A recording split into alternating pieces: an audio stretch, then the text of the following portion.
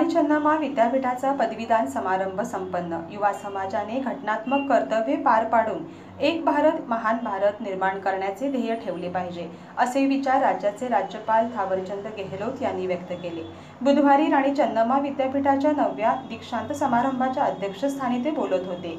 शिक्षणाचा मूळ उद्देश ज्ञान संपादन करणे हा आहे। शिक्षणातून सार्वत्रिक प्रगती करण्याचा सोपा मार्ग आहे। नवनवीन शोध लागण्यासाठी शिक्षण आवश्यक आहे। स्वयंरोजगाराला चालना देण्यासाठी आणि देशाच्या प्रगतीमध्ये शैक्षणिक संस्थांची भूमिका महत्त्वाची असते।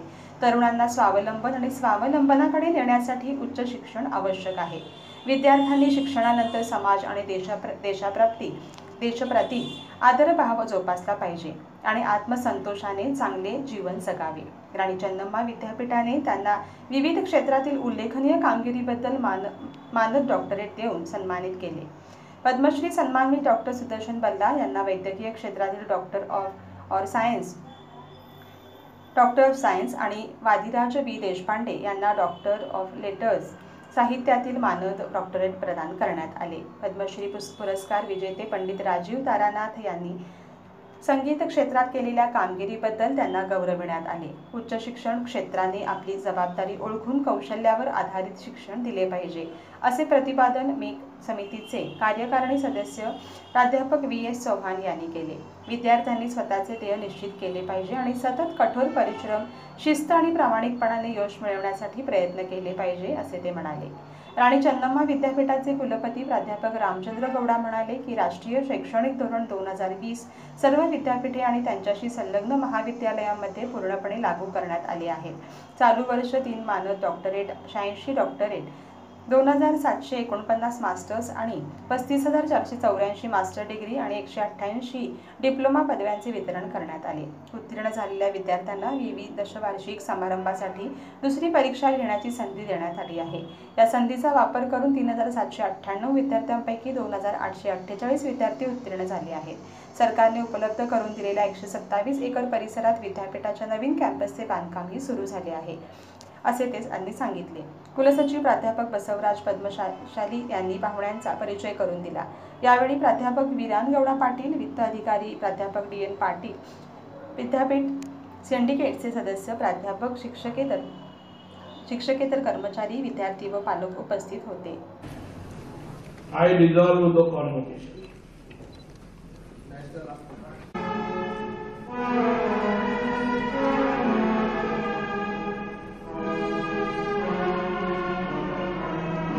Lakhs learners are nurturing their educational aspirations, designing their careers and shaping their destinies and promising bright futuristic possibilities for the university. A few of the proud milestones achieved Amrit Mahotsav शिक्षा प्राप्त करने से सर्वांगीण विकास की ओर अग्रसर होने का भी मार्ग प्रशस्त होता है। शिक्षा समाज एवं राष्ट्र के विकास और सशक्तिकरण का आधार भी है। देश के विकास में सहभागी बनाने के लिए युवाओं को ज्ञान व प्रौद्योगिकी नवीनतम विधाओं से परिचित कराने की भी आवश्यकता है।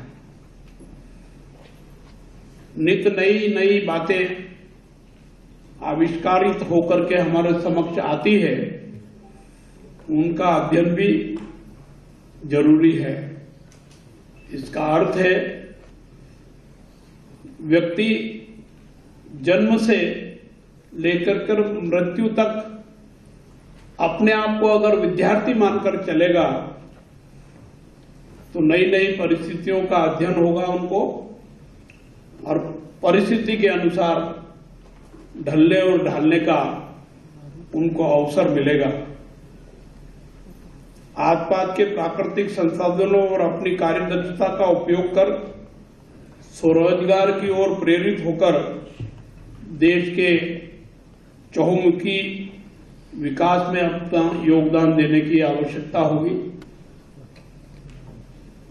सरकार की मंशा है, इच्छा है, आकांक्षा है कि देश की भावी पीढ़ी, युवा पीढ़ी स्वावलंबी बने और जिसकी जिस काम में रुचि हो उस काम को कर्तव्यनिष्ठा से, ईमानदारी से, कठोर परिश्रम करके पूरा करें ताकि ये आत्म भारत के सपने को साकार किया जा सके। आज का दिन छात्रों के जीवन का अति महत्वपूर्ण है।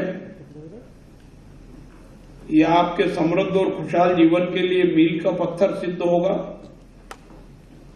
यह आपके साथ साथ आपके शिक्षकों, अभिभावकों और उन सभी के लिए गर्व का क्षण है जिन्होंने आपके जीवन को बनाने में अब तक योगदान दिया है और आपको आगे बढ़ाया है। इसमें से ये भी बात समझ में आती है कि हो सकता है आप इस विश्वविद्यालय से मुक्त होकर के कहीं और जिस क्षेत्र में आपकी रुचि है वहां जाएंगे, काम करेंगे, परंतु हमारा अपना कर्तव्य है कि जिसने हमको कुछ दिया है, सिखाया है, समझाया है, हमारे भविष्य को संवारा है, उनके प्रति हम सदा आदर भाव रखें, उनका सम्मान करते रहें